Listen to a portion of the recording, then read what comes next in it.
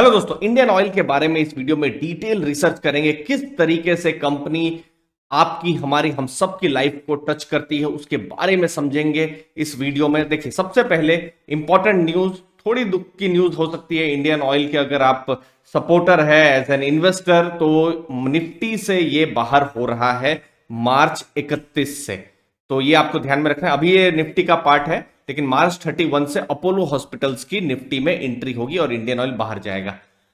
Company के business performance की बात करें तो क्वार्टर 3 में 6000 करोड़ से ऊपर का प्रॉफिट्स थे और इस फाइनेंशियल ईयर में 9 रुपए का डिविडेंड ऑलरेडी उन्होंने डिक्लेयर किया हुआ है, 5 रुपए का और 4 रुपए का। तो 9 रुपए का डिविडेंड, 114 के पास स्टॉक प्राइस, एक बहुत ही जबरदस्त डिविडेंड यील्ड भी बनती है। प्रॉफिट्स की जब हम बात करें तो 9 महीनों का जो प्रॉफिट्स था, जो अप्रैल से दिसंबर 2021 का, तो 18,600 करोड़ से ऊपर का प्रॉफिट था।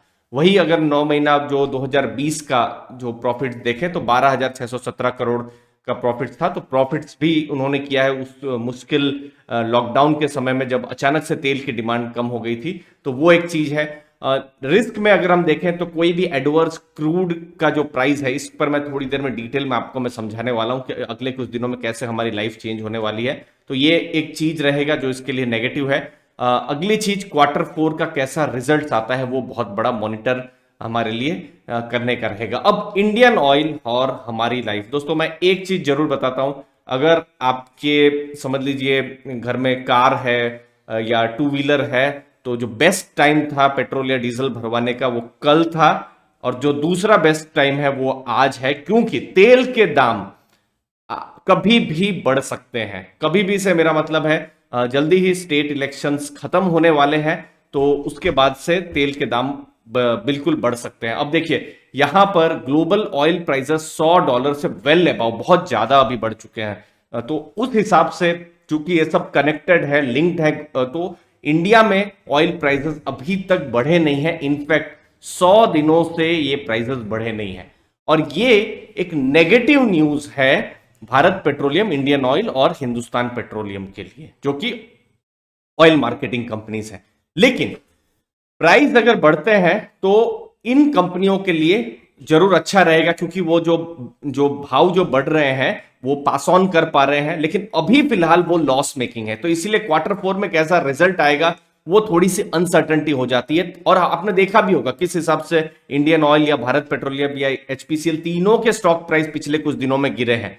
अब स्टॉक अभी किस हिसाब से जो भाव बढ़ते हैं उस पर बहुत कुछ मैटर करेगा। इसीलिए आपकी, हमारी सबकी जो बजट है, जो घर का बजट है, वो बढ़ सकता है। तो ये हमारे लिए कहीं ना कहीं नेगेटिव है, लेकिन पूरी दुनिया उस हिसाब से कनेक्टेड है, पूरी दुनिया के प्राइस बढ़े हैं, तो इसमें कुछ किया नहीं जा सकता है, क्योंकि ऑलरेडी, क्योंकि हमारा जो प्राइस है इंटरनेशनल प्राइस के साथ लिंक्ड होता है। तो ये एक चीज है। तो फिलहाल ये लोग लॉस मेकिंग कर रहे हैं, लेकिन प्राइस राइज होगा तो इंडियन ऑयल और भारत पेट्रोलियम, इन सबको फायदा होगा। तो प्राइस इंक्रीज हो सकते हैं, इन्फ्लेशन बढ़ सकता है। आपने देखा भी होगा कि कुछ हिसाब से कुछ कंपनियां अपने प्राइस भी बढ़ा रहे हैं। तो ये एक चीज है। जितना जल्दी ये वॉर वाली सिचुएशन स्टेबिलाईज हो, ब्रेंट जो क्रूड है उसके प्राइस $80 से नीचे जाए, वो बहुत ही बड़ा एक पॉजिटिव रहेगा। तो जरूर अपना जो पेट्रोल या डीजल है वो भरवाना अगले कुछ दिनों में नहीं भूलिएगा दोस्तों। अगली चीज, इंडियन ऑयल पर फोकस करते हैं। कहां से कंपनी पैसा कमाती है?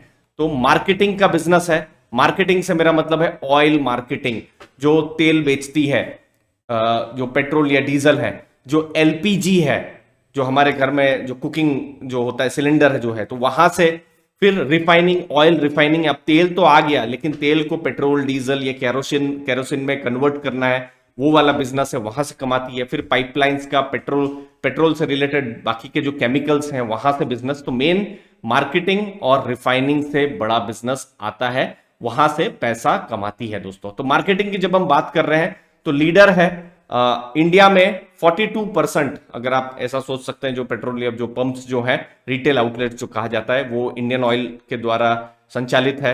एलपीजी डिस्ट्रीब्यूटरशिप 50% से ज्यादा है। एविएशन फ्यूल 47% है। तो ये एक बहुत स्ट्रांग नंबर है। 12,000 से ज्यादा, ये मार्च 31 दो पिछले साल का डेटा है, 12,000 से ज्यादा एलपीजी डिस्ट्रीब्यूटर्स है।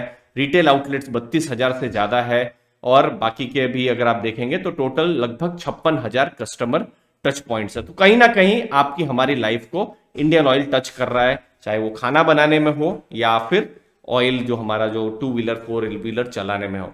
अगली चीज रिफाइनरी। रिफाइनरी में देखें तो इंडियन ऑयल इंडिया की सबसे बड़ी रिफाइनरी है, 32% है रिफाइनिंग में मार्केट शेयर। उसके बाद रिलायंस आता है 27%, फिर भारत पेट्रोलियम, फिर हिंदुस्तान पेट्रोलियम, फिर नायारा एनर्जी और फिर ओएनजीसी। तो रिफाइनिंग जो है, जो मैंने बात करी कि जो ऑयल है, ऑयल को भी तो फिर पेट्रोल बनाना है, पेट्रोकेम बनाना है, फिर केरोसिन बनाना है, तो वो रिफाइनरी का काम है। तो वो एक चीज है। तो वहां पर किस हिसाब से ग्रोथ हो रहा है वो ज्यादा इंपॉर्टेंट है देखना, क्योंकि वो भी 14% बिजनेस लेकर आता है। बाकी एबिटा की अगर हम बात करें तो 2020 में अचानक से गिर गया था, क्योंकि कोविड के टाइम में अचानक से लॉकडाउन लग गए थे, आपको याद होगा मार्च 2020 में। तो अचानक से ऑयल के प्राइसेस, डिमांड कम हो गया था, इन्वेंट्री लॉस हो गया था। तो वो एक बहुत, तो इसीलिए ये रिस्क को भी एज एन इन्वेस्टर आपको ध्यान में रखना है, क्योंकि बहुत हद तक जो बिजनेस है डिपेंडेंट रहता है ऑयल प्राइसेस के ऊपर, ऑयल डिमांड के ऊपर। कल सबने अगर तेल यूज करना बंद कर दिया तो फिर इंडियन ऑयल नहीं रहेगा। तो वो एक चीज है, वैसा होना नहीं, पॉसिबिलिटी नहीं है, लेकिन कोविड के टाइम में हुआ था, लेकिन वो भी एकदम अलग से ब्लैक स्वान इवेंट थी। तो 614 करोड़ का एबिटा उनका रहा है, जो पिछला फाइनेंशियल ईयर खत्म हुआ है। इस फाइनेंशियल ईयर में भी जो हमने नंबर देखे और स्ट्रॉन्ग नंबर्स देखे हैं, हमने देखा ना, अच्छा खासा यहाँ पर लगभग 18,000 का हमने प्रॉफिट्स देखा था, तो 18,000 करोड़ का। तो ये सब कुछ इंपॉर्टेंट आंकड़े इस फाइनेंशियल ईयर में है। लेकिन Q4 में मेरा कंसर्न है, क्योंकि प्राइजेस नहीं बढ़े हैं, तो शायद प्रॉफिटेबिलिटी इंपैक्ट हो सकती है। पाइपलाइंस में देखें, उनके क्रॉस कंट्री पाइपलाइंस भी है, वो बहुत इंपॉर्टेंट है। क्रूड को लेकर, प्रोडक्ट्स को लेकर, क्रूड ऑयल की पाइपलाइन 73% इंडियन ऑयल की है, तो ये एक बहुत बड़ा नंबर है। अगर आप वहां पर देखते हैं तो ओवरऑल एक स्ट्रॉन्ग स्टेबल कंपनी है, जहां पर गवर्नमेंट का स्टेक 51% से ज्यादा है। यहां पर 11 रिफाइनरीज है, 32% डोमेस्टिक रिफाइनिंग कैपेसिटी है, पाइपलाइन का बड़ा इंफ्रास्ट्रक्चर है यहां पर। तो ये सब कुछ पॉजिटिव है। लेकिन जब हम पूरे बिजनेस को देख रहे हैं तो बहुत हद तक क्रूड प्राइस पर डिपेंडेंट है। दूसरी चीज है, गवर्नमेंट पर बहुत हद तक डिपेंडेंट है बिजनेस, क्योंकि कुछ जगह में जो प्राइस राइज है वो उनके लिए, जैसे एलपीजी और उन सब में, तो वहां पर इतना आसान नहीं रहता है। तो ये सब कुछ की रिस्क भी है कि मतलब बिल्कुल ओपनली वो प्राइस राइज भी उतना नहीं कर सकते। तो ये सब कुछ रिस्क है, जिसकी वजह से बिजनेस जो है थोड़ा सा हैम्पर कर सकता है, थोड़ा सा नेगेटिव जा सकता है। इस फाइनेंशियल ईयर में अभी तक तो अच्छा बिजनेस चला है, हमने देखा है। हम देख सकते हैं कि किस हिसाब से उन्होंने ग्रोथ किया है और इंडिया के लिए भी कितना इंपॉर्टेंट है।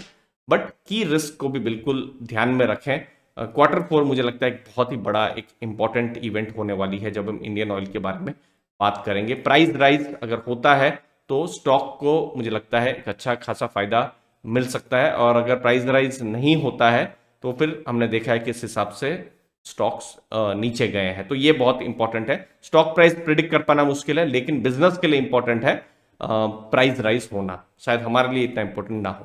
धन्यवाद आपके समय के लिए।